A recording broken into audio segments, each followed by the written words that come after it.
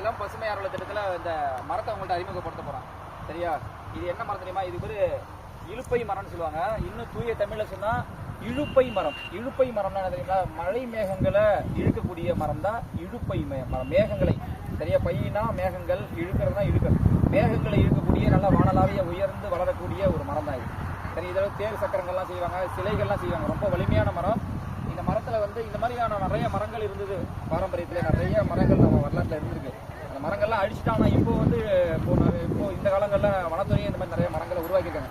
இப்போ நாமளும் இந்த பள்ளிகளே நம்ம கிராமங்கள்லேயே, நம்மளோட நகர்ப்புறங்களில், வீடுகளில், கம்மாய்களில், நீர்நிலைகளில் இதே போல் மரங்களை நம்ம வளர்த்து அதாவது ஆளில்லா ஊருக்கு, சர்க்கரை இல்லா ஊருக்கு இழுப்பப்பூ சக்கரை அப்படின்னு சொல்லுவாங்க. சரியா? அந்த ஆலை இல்லா ஊருக்கு, அதாவது சுகர் ஃபேக்டரியில் அந்த காலத்தில் இல்லை, இதோட பூக்களை பயன்படுத்தி அவங்க வந்து என்ன பயன்படுத்தி, இதோட பூக்களை பயன்படுத்தி அதுலேருந்து சக்கரை இனிப்பான ஒரு பொருளை உருவாக்கியிருக்காங்க. இப்போ தானே ஒயிட்